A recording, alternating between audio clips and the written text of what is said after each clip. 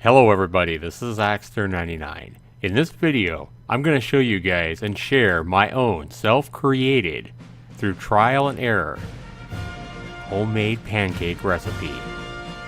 They're as good as they look, and it's all coming up right after this.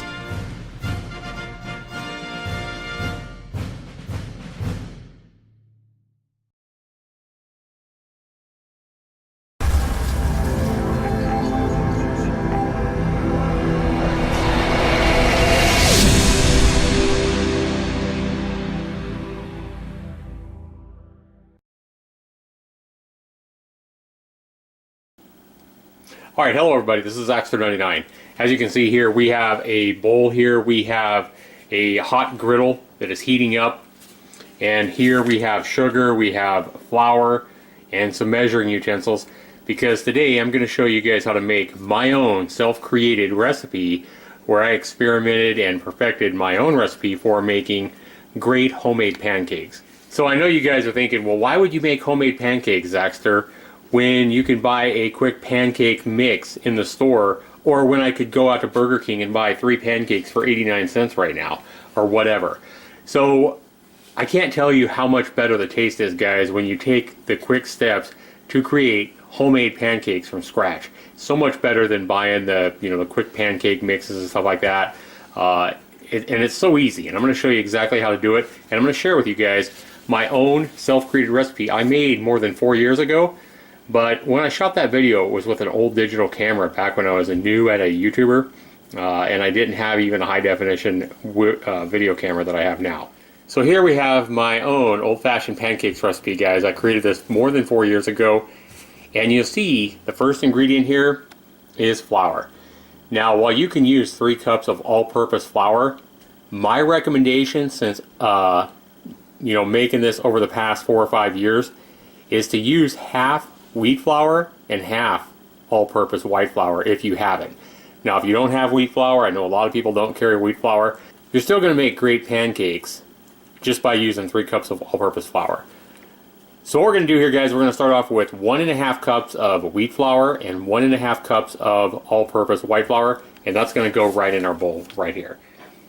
So first comes our all-purpose white flour. And we have a measuring cup right here, only 1 cup. Now this doesn't have to be exact, guys. I know this is baking, but you want to get it really close, but it doesn't have to be perfect. You don't have to level this out with a knife and get it exactly perfect. Just get approximately 1.5 cups. I'm not going to dig out a half of a cup. I'm just going to go ahead and guesstimate it by about half full here. Okay? So there is my all-purpose white flour. Let me go ahead and get my wheat flour here. We're going to do the same thing, 1.5 cups, and again we're going to estimate it here. A little less than a cup there. We're going to go ahead and get a little more than a half a cup here, and a little bit more. Again, it doesn't have to be exact, but you do want to try to get it close, guys. We're going to dump that right in. So now we have approximately 1.5 cups of wheat flour, approximately 1.5 cups of all-purpose white flour here. Alright, guys, when we look at our recipe, we see the next ingredient here is 7 teaspoons of baking powder. Now, if you want to go ahead and use, because 3 teaspoons is actually a tablespoon, you could use 2 tablespoons and 1 teaspoon of baking powder, or you can just dig out 7 teaspoons of baking powder. I choose to do 7 teaspoons of baking powder usually because it's easier to get my teaspoon in my baking powder container. But let's go ahead and start with that right now. Alright, so we're going to go ahead and again, make sure you're using baking powder, guys, not baking soda. Again, we're going to use 7 teaspoons. Here you want to be a little more precise than like you were with the flour. You just want to get it close. There's 1. There's 2. 3. 4. 5, 6,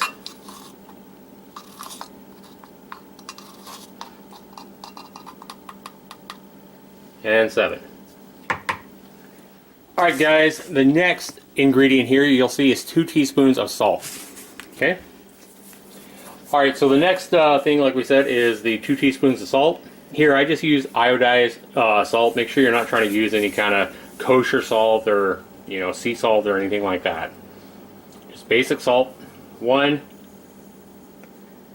and 2, and the salt is going to work with the baking powder to make these pancakes nice and fluffy. The next ingredient here, guys, if you look here, is 2 tablespoons of sugar. And what we're doing, guys, if you haven't figured it out already, is we're mixing all the dry ingredients in here first.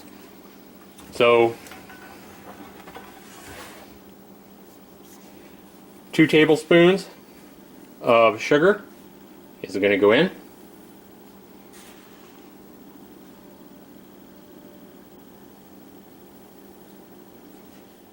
Alright guys, after the sugar, you see the next ingredient is an optional ingredient. You don't have to use this if you don't like cinnamon or you don't want a cinnamon taste on your pancakes. But I do like to put in anywhere from a half a tablespoon to a tablespoon of cinnamon. You can kind of vary that depending on how much you like cinnamon or how cinnamony you want your pancakes. But 1 tablespoon is a pretty decent cinnamon flavor. I wouldn't go much over 1 tablespoon, but that's up to you and your preference. And again, it doesn't have to be exact. I'm probably going to go a little bit less than a tablespoon, but as you can see, I'm kind of spilling out the side too. Okay.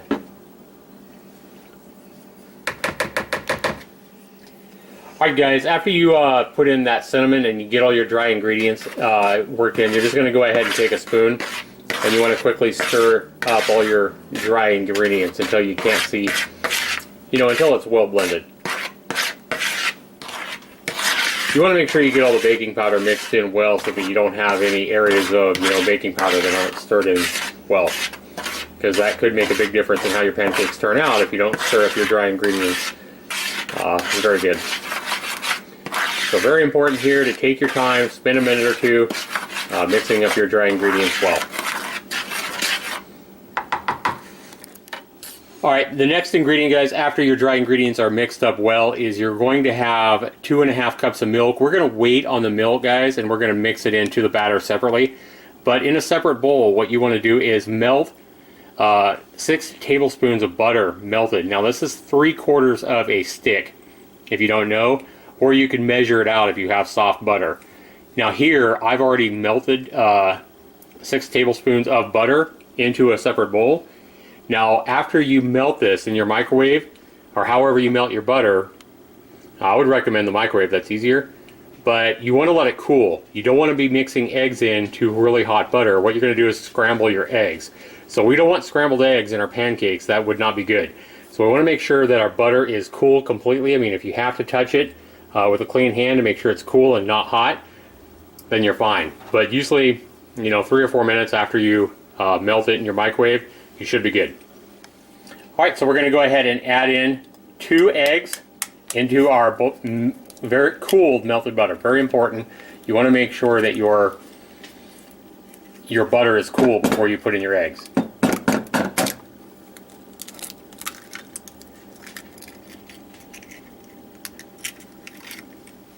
Alright guys, after you get your eggs put in there, you want to go ahead and take a fork and break those eggs up. As you can see, make sure you might want to use a little bit bigger bowl than I have here so you're not splashing your butter and egg mixture out. But just want to make sure you get those eggs blended into your cooled butter well. And just whisk it with a fork for a quick 30 seconds or whatever. Make sure you can't see your egg yolks and it's all incorporated. Alright, we're going to go ahead and pour this egg butter mixture right into our batter, or right into our flour mixture, just like that. After the butter egg mixture is added to your flour mixture, you're just going to go ahead and add in, I start with about 2.5 cups of milk, but usually it takes a little bit more milk. It's usually closer to 3 cups of milk. But I'm going to show you guys here what I'm talking about. I'm going to go ahead and guess. Again, you don't have to be perfect on the milk. But what you want to do is you want to go ahead and start with about 2.5 cups of milk. And then go ahead and stir this thoroughly. You don't want to over stir your mixture at this point. You just want to mix it up until it's well incorporated, but you don't want to stir it maybe as much as you stirred up the dry ingredients. You definitely want to make sure you don't have any dry ingredients here. You know, all your flour and dry mixture is mixed in well, but you don't want to sit here and whip the heck out of it, because what you can do is cause your pancake batter to be over mixed, and it'll cause you to have really flat pancakes instead of fluffy pancakes. So very important that you don't over stir it, but while at the same time you're scraping the bottom and make sure all the dry ingredients are thoroughly mixed in. Okay guys, so what you see here as we get this kind of mixed up is you want to go ahead and take your spoon, and I can see already that there is not enough milk here, that this batter is very thick. So you could go ahead and cook this batter like this and make pancakes like this, but you're going to have really thick pancakes, and it's going to be kind of hard to make them flat. You don't want your pancake batter to fall off in globs like that, but instead you want it to actually run off the spoon smoothly. So let's go ahead and mix in just a little bit more milk. Here I'm just going to go ahead and guesstimate a little bit at a time. You don't want to overdo this, guys. You don't want to put in too much milk here. You want to go ahead and just go a little bit at a time, maybe a quarter of a cup at a time or less, and then mix that milk in and see where your texture is. You want to go ahead and mix that little bit of milk in each time, and make sure that your batter is thinning out to where you want it. So now you can see that it's still kind of falling off in globs. So we want to go ahead and add just a tad more milk.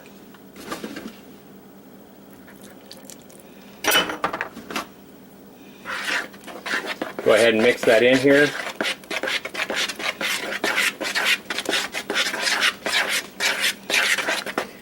And this is where the over mixing comes into play here, guys. We want to make sure that we're not over mixing this stuff. And with experience, you'll get kind of better at determining how much more milk you need to add to get it to where the thickness that you want. Now we can kind of see that from the spoon, it's flowing a lot more smoothly into the bowl, and this is about where you want it. Okay. Alright guys, now that I have my pancake batter mixed, that was real tough. I think we had how many ingredients did we have there that we mixed together there? We had flour, we had baking powder, we had salt, we had sugar, and cinnamon, which is optional. There's 5 ingredients, and then we have milk is 6, eggs is 7, and butter is 8. 8 whole ingredients you probably got sitting around your kitchen already. Why not go ahead and take the extra few minutes and make this yourself from scratch, and I guarantee you the difference will be in the taste of your pancakes when they're done. So really easy. So now what you have is you want to go ahead and have your hot griddle. If you're using a skillet instead, you can certainly do that. Just make sure you have it on a nice medium-high heat. And on my griddle here, I have it on 350 degrees. So once it's hot, you want to go ahead and spray some, vegetable oil or canola oil. I use Pam here, original. Whatever works for you. Some people prefer olive oil. Whatever it is. We're going to go ahead and be generous here and make sure that we have a nice coating of oil so that our pancakes don't stick to our griddle. We want to go ahead and give it a few seconds and let that oil get hot. And then we're going to go ahead, what I like to use is just use your 1 cup measuring cup to make your pancakes. I like this because it's a nice ladle to pour your pancake batter out with. And if you want nice big pancakes like I like, it's usually about 3/4 of a cup per pancake. So we're going to go ahead and make sure you get your bowl right close to your griddle here, guys, so you're not slopping pancake batter, on the counter between your bowl and your pancake, or between your bowl and your griddle. So here you can see a nice generous amount. I want to go ahead and let all that extra drop down in the bowl instead of all over my cabinet and counter and everything like that. Then we're just going to go ahead and move it over here, guys, and we're going to pour this out. We should have room for 2 big pancakes here on our griddle, and you can hear the sound of it cooking already. Now if it is a little bit thicker, you might have to kind of pat it down and flatten it out a little bit with the edge of your measuring cup, but again, it doesn't have to be perfect, guys. Let's go ahead and get another nice big pancake here in our measuring cup. Make sure we're not slopping everything around. Let it go ahead and drop off there. Give it a little shake. It's being so ornery. Come on. Hurry up. Alright. This is the hardest part of making pancakes right here, guys. Alright. So let's go over here. Let's go ahead and pour that out.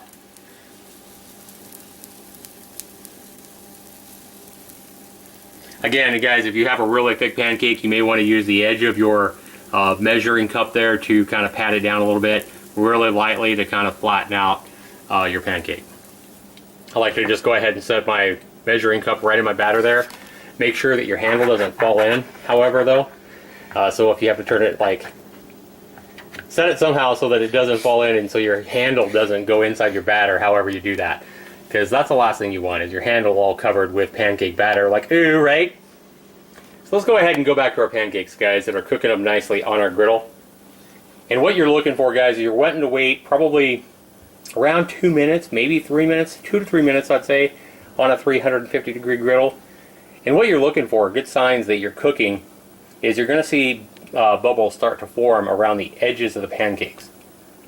Now, depending on your consistency of your batter and the temperature of your griddle or your skillet, whatever you're using to cook your pancakes, the bubbles may look a little bit different. But after you've waited for a good 2 minutes or so, I would go ahead and take a nice big spatula, and one way you can test it is you can kind of carefully get under the bottom without touching the top of the pancake, obviously, but you can kind of lift it up. Just peek. Yep, and take a peek, like my son said. You can kind of take a peek. Looks a little bit light right now, so we're going to go ahead and give that another 30 seconds or a minute. Alright guys, as you can see, our pancakes continuing to cook. A few more little bubbles are popping up around. You don't want to wait until there's too many bubbles because you might kind of make the outside of your pancakes crispy. But you just want to keep checking it, every 30 seconds to a minute, especially as you start to see bubbles form around the outside of your pancake. So let's go ahead and take another peek here, guys, at the underside of our pancake here. And that looks like it's browning up nicely. Let's go ahead and give it a flip, guys. So to flip your pancake, just go ahead and take a nice thin, I like a nice thin, wide spatula, especially if you're making big pancakes like this. And you go ahead and get your spatula underneath. If you have to go quick, if it's sticking a little bit, you might have to go a little bit quicker. Look at that smoke coming out of that pancake. Look at that smoke. That's hot. That's awesome. Alright, so go ahead and get your spatula. Make sure if you don't get all the way under it, you might want to take it back out, because what you want to do is you want to get your spatula fully under the pancake. If you have to go fast like that, that's the best thing to do. And then what you want to do right here, guys, is be quick. The secret to flipping these pancakes without making a huge mess is being quick about your flip. So right here, whap! Just make it really quick. And you go, oh no, Zaxter, you made a big mess. Look at that. Guys, this is easily fixed. Take the edge of your spatula and just push it right back in. If you make a big mess and it's splattered all the way over here, or over here if you have a big splatter, that's fine. Just quickly go ahead and take your spatula and push it into the pancake and it'll be fine, I promise. Let's go ahead and take a look at our other pancake, which is bubbling up nice on the top. Let's go ahead and do the same thing. Let's take a peek. Oh yeah, that's looking good. Again, let's go ahead and quick underneath it, a quick flip. Bam, look at that, perfect.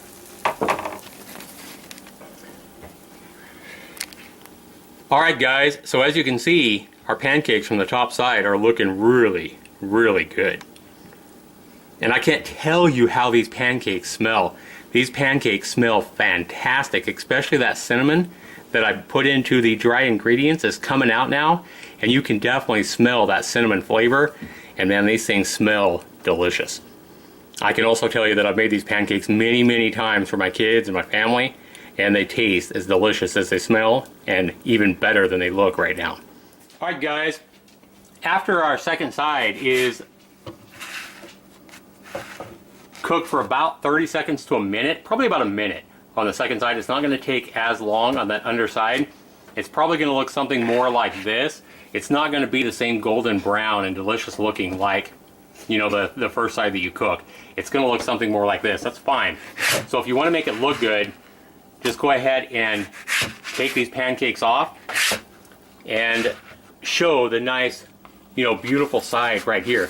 Now, one thing I like to do to make sure the top is nice and hot is I like to go ahead and flip these back over for just a few seconds, like 10-15 seconds, and make sure that top side that was kind of sitting on the top for a minute or so, make sure that top side is nice and hot for your butter or whatever you're going to put on your pancakes. So now that I got that nice top side that looks good, nice and hot, I'm ready to go ahead and put on what I'm going to put. Alright guys, most people add butter to their pancakes and like butter on top. I mean, that's common. But if you've never tried creamy peanut butter on your pancake, I can't tell you how much you're missing out. Alright guys, so we're going to go ahead and get a nice helping of peanut butter here. And we're going to go ahead and apply this peanut butter to the hot pancake at the top. You don't need a ton of peanut butter, but if you've never tried peanut butter on your pancakes, or your flapjacks as a lot of people call them, then you definitely need to give this a try, because pancakes with peanut butter and maple syrup, or whatever kind of syrup you prefer, is to die for. Is that right, Christian? Yeah. Second layer of peanut butter, guys, on the top pancake. Hold that pancake in place, boy. There we go. All right. Because that pancake, that top pancake is wanting to slide around. Now, if I wasn't holding the camera, I could do this with my other hand. I could hold the pancake and the plate in place, but I'm having my son help me. I mean, that's the least he can do since he's going to be eating this stuff, right? All right. All right. And then you guys know what comes next. That is the maple syrup, guys. All right, guys, so we are running kind of down to the nitty-gritty. We have a lot of air in our pancake syrup container here, so I'm going to go ahead and help my son kind of squeeze it out, because it's not wanting to come out a whole lot. There we go, guys. Look at how good that looks. Go ahead and tip that back up. Alright guys, so after a generous amount of pancake syrup, you guys think that all the syrup is going to go to waste. It'll probably be sucked up once we start taking bites out of our pancakes. Most of the syrup will probably be sucked up. Let's go ahead and take a quick look, guys, and show you what the inside of these pancakes looks like. And there you go, guys. There is the inside consistency of our half wheat, half white flour pancakes with peanut butter and maple syrup. And hopefully that looks good to eat. Hopefully you guys are wanting to take a bite out of that right now. If you are, I just showed you how easy it is to make delicious homemade pancakes from scratch. That really only takes a few minutes of your time. Hopefully you guys enjoy this pancake recipe I've shared with you today.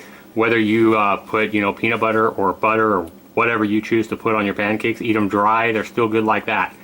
Be sure you share your comments, guys, on these pancakes down in the comments below. Let me know what you guys think, and be sure you rate my video. Be sure you give me a thumbs up if this video has helped you make great homemade pancakes at home. This has been Zaxter99. I want to go ahead and thank you guys for watching me today. Take care, everybody.